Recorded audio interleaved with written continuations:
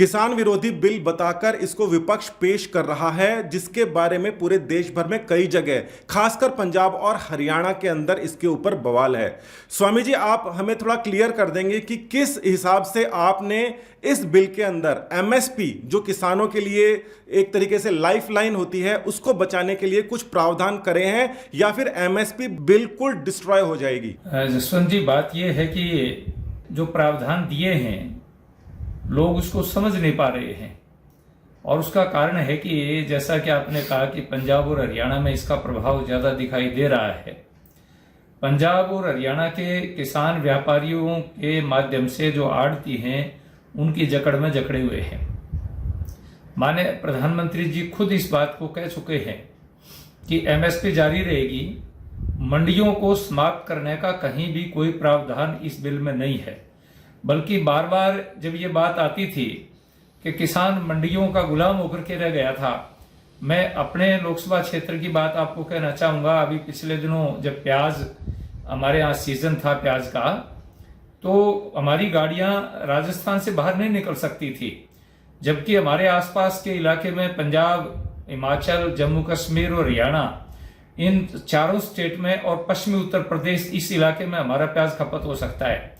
और ये प्रांत की सीमाएं नहीं हो तो किसान को जो 5-6 रुपए 7 रुपए मिलते हैं वो 15 और 14 रुपए मिल सकता है।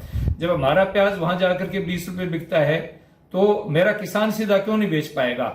इसलिए सरकार ने ये कोशिश की है कि किसान को इस मंडियों की जकड़ से, इनकी जो बेड़ियां जकड़ी पड़ी हैं उससे छुड़ाया जाए, ताकि वो अपने माल को बाहर ले जाकर के बेच सके। तो कहीं भी यह प्रावधान नहीं किया गया है कि मंडियां समाप्त की जाएंगी, और माननीय प्रधानमंत्री जी और माननीय कृषि मंत्री जी स्वयं इस बात को कह चुके हैं कि एमएसपी जारी रहेगी, मंडियों की खरीद जारी रहेगी, किसानों का माल मंडियों में खरीदा जाएगा। जो भाई मंडी में देना चाहे वो मंडी में दें, बाहर खुले मार्केट में देना चाहे खुले मार्केट में दें। ये भ्रांति फैलाई जा रही है, कुछ लोगों का अपना स्वार्थ है और उनके स्वार्थ के चक्कर में किसान आ चुका है। स्वामी जी, अभी जैसे हम बात कर रहे हैं, 8 मिनट पहले ही राहुल गांधी जी ने ट्वीट किया है, उन्होंने यही बात बोली है कि एमएसपी को पूरी तरीके से बंद किया जाएगा। जबकि कल प्रधानमंत्री ने एक वीडियो जारी किया था। क्या वो वीडियो जो है वो प्रॉपरली सर्कुलेट नहीं हो पाया क्योंकि उसको 3 मिलियन से ज्यादा लोग देख चुके हैं और राहुल गांधी जी ने नहीं देखा, या राहुल गांधी जी कुछ ऐसी चीज की ओर इशारा कर रहे हैं जिसको अभी तक इस बिल के अंदर लाया नहीं गया है? देखिए, राहुल गांधी जी की बात जहां तक है, राहुल गांधी जी तो प्रधानमंत्री के सामने जब पार्लियामेंट में विपक्ष की सीट पर बैठते हैं और प्रधानमंत्री जी अपने भाषण में कोई बात कहते हैं, वही बात समझ में नहीं आती। जब उसको सामने बैठ कर कोई बात समझ में नहीं आती तो वीडियो से और वो जो विधेयक है उसको पढ़ करके वो क्या समझेंगे? मैं समझता हूं कि किसान के बारे में उस व्यक्ति को ABCD की जानकारी नहीं है। वो कहता है कि मशीन से आलू निकलेंगे और उसका सोना बनाते जाएंगे। जो आदमी मशीनों से आलू पैदा करे उसको क्या पता कि आलू बनाने में और आलू पैदा करने में, गेहूं पैदा करने में, मूंगफली पैदा करने में, अनाज पैदा करने में क्या प्रक्रिया होती है। उस व्यक्ति को प्रक्रिया की जानकारी नहीं है। इसलिए राहुल गांधी की किसी बात पर विश्वास करना, भरोसा करना, ये कोई बुद्धिमत्ता की बात नहीं। इसलिए मैं कहता हूं कि राहुल गांधी क्या कहता है इस प्रश्न को बिल्कुल छोड़ देना चाहिए। वो कुछ भी कह सकता है। राजस्थान में उसने कहा, राहुल गांधी ने, कि उल्टी गिनती गिन करके कहा कि 10, 9, 8, 7, 6, 5, 4, 2, 3, 1 करके, और कहा कि हम खत्म कर देंगे। क्या पूरा हुआ? स्वामी जी, राहुल गांधी जी की आपने बात कही है, सभी के सभी नेता कहते हैं, मगर एनडीए के जो घटक दल हैं, बादल जी जो हैं, हरसिमरत जी कौर बादल हैं, उनको भी आप ये प्रॉपरली कम्युनिकेट नहीं कर पाए, समझा ही नहीं पाए कि इस बिल के अंदर क्या है। यानी कि कम्युनिकेशन में कहीं ना कहीं तो आप लोगों का कुछ लैकिंग है, जो आप इस बिल के बारे में अपने ही घटक दलों को समझा नहीं पा रहे हैं। ऐसा है यशवंत जी के देखिए, बादल जी थोड़े से भावुक हैं, और मैं समझता हूं कि किसानों के उफान को देख करके वो भावुकता में इस प्रकार का कदम उठा चुकी हैं। माननीय प्रधानमंत्री जी और हमारे नड्डा जी और हमारे कृषि मंत्री जी और हम सब लोग जब मिलकर के उनसे बैठ करके बात करेंगे, ये किसान भी बहकावे में है। मैं समझता हूं कि हमारे जो किसान आज सड़कों पर बैठे हैं, जब उनको असलियत समझ में आ जाएगी, अभी तो ये फसल आ रही है सामने चावल की, जब चावल की फसल को हम एमएसपी पर खरीदेंगे और ये लोग मंडी में जाकर के बेचेंगे या बाहर जाकर के बेचेंगे, तो किसानों को समझ में आ जाएगी एमएसपी जारी है, केवल मात्र महीने 2 महीने की बात है। तो ये महीने 2 महीने के भीतर ही जो ही जीरी की फसल, चावल की फसल आएगी, किसानों को समझ में आ जाएगी, अमरसिमरत जीत को भी समझ में आ जाएगी, सुखबीर जी को समझ में आ जाएगी, सबको समझ में आ जाएगी। और मैं समझता हूं कि इस विषय को आराम से बैठ करके इस तथ्य को समझा लिया जाएगा। कॉन्ट्रैक्ट फार्मिंग की जहां पर बात हो रही है वहां पर जैसे बिल के बाहर तो चाहे कुछ भी कहें, मगर बिल को ढंग से पढ़ने के बाद में ऐसा समझ में आ रहा है कि एक तरफा कॉरपोरेट के खिलाफ ये बिल है। मतलब किसान जो है वो कॉन्ट्रैक्ट ले सकता है किसी इंडस्ट्री के साथ में, मगर रेट ज्यादा होने पर किसान कहीं और भी बेच सकता है। अगर ये आने वाले समय के अंदर ये जो पॉइंट है ये आगे आता है तो इसके बारे में कैसे डिफेंड करेंगे? क्योंकि बाहर जो चीज जा रही है वो ये कह रही है कि कॉरपोरेट के पक्ष में है, मगर इसको पढ़ने पर ऐसा लग रहा है कि ये कॉरपोरेट के खिलाफ ये बिल है। मैंने इस बिल को बहुत अच्छी तरह से पढ़ा है, इस पर डिस्कस भी सुनी है, सारे नेताओं के भाषण मैंने पार्लियामेंट में पूरा बैठा हूं इस बिल को सुनने के लिए। माननीय मंत्री जी का जवाब भी मैंने सुना है।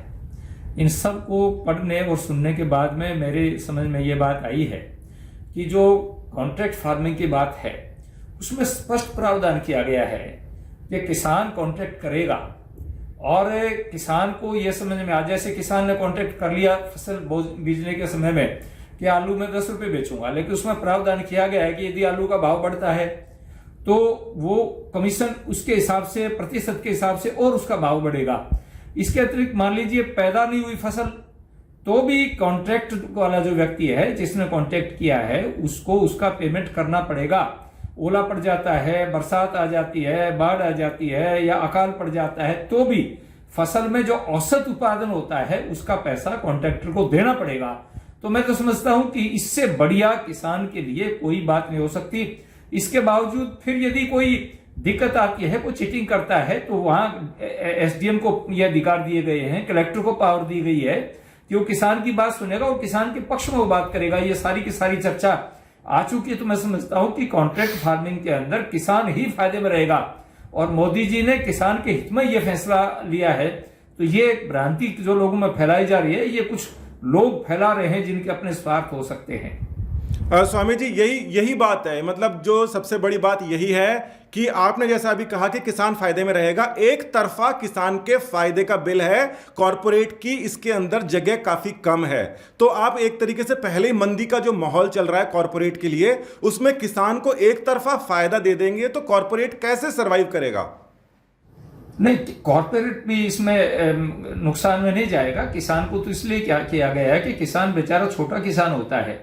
कॉर्पोरेट के पास तो हजारों लाखों किसान होंगे लेकिन एक किसान के पास तो एक ही कॉर्पोरेट होगा। यदि वो वहां पर किसी प्रकार से तकलीफ में आता है तो उसकी सुनने वाला कोई नहीं होगा और उसके लिए खुला मार्केट है। कॉर्पोरेट के पूरा राष्ट्र है, पूरा देश है, पूरी दुनिया है, पूरी दुनिया के अंदर अपना माल बेच सकता है। तो न इसमें कॉर्पोरेट को नुकसान होगा न किसान को नुकसान होगा, बल्कि दोनों की सहभागिता से देश का उत्थान होगा, देश का विकास होगा और किसान संपन्न होगा। तो किसान की जेब में पैसा होगा, वो मार्केट में जाएगा तो जितना भी जो सिस्टम है वो सारा का सारा सुधरेगा, प्रत्येक व्यक्ति के पास किसान का पैसा पहुंचेगा। तो बाजार के अंदर आपको दिखाई देगा वहां संपन्नता आएगी। हमारी जो जीडीपी की स्थिति खराब बनती जा रही है वो जीडीपी ग्रोथ करेगी। तो ये किसान संपन्न होगा तो देश संपन्न होगा। स्वामी जी, आखिरी सवाल आपसे दिल से पूछना चाहेंगे। आप खुद किसान परिवार से आते हैं और पूरा का पूरा आपको किसानों के बारे में ढंग से पता है। आप बताइए अपने हिसाब से कि क्या ये बिल सही में किसानों को वृद्धि देगा या फिर ये बिल कोई बहुत बड़ा चीज को कुछ नहीं कर पाएगा? माननीय प्रधानमंत्री नरेंद्र मोदी जी ने 14 में जब प्रधानमंत्री बने उसमें एक संकल्प लिया था कि मुझे 2022 तक किसानों की आय को दोगुना करना है। अब दो ही उपाय उसमें हैं। एक उपाय यह था कि लागत कम की जाए और उत्पादन अधिक किया जाए, उसको भाव उचित दिया जाए। तो बहुत सी चीजें ऐसी हैं जैसे एमएसपी तो केवल मात्र कुछ चीजों पर दी जाती है, बाकी मार्केट के अंदर किसान तो सैकड़ों प्रकार की सब्जियां, अनाज, फल पैदा करता है, उन पर तो एमएसपी नहीं है। उसको खुली मार्केट की जरूरत थी। इसलिए जो किसानों की आय दुगनी करने का मानस था मेरे प्रधानमंत्री जी का, हमारे लोकप्रिय मोदी जी का, उसके लिए यह आवश्यक थी कि इस बिल को लाया जाए और किसान को खुला आजादी दी जाए, खुला मार्केट दिया जाए, पूरे देश की हवा वो ले और विदेशों में भी वो इंपोर्ट भी इसको कर सके। इसके लिए सारा कुछ ये सिस्टम बनाया गया है। तो मैं समझता हूं कि मोदी जी का जो स्वप्न है किसान को संपन्न बनाने का, 2022 तक उसकी आय को दुगना करने का, उसमें ये कानून मील का पत्थर सिद्ध होगा, ये मेरा कहना है। बहुत बहुत धन्यवाद स्वामी जी। हम भी यही आशा करते हैं कि किसानों का भला होगा और आपकी कही बातें सभी की सभी सच हो जाएगी। नमस्कार जी।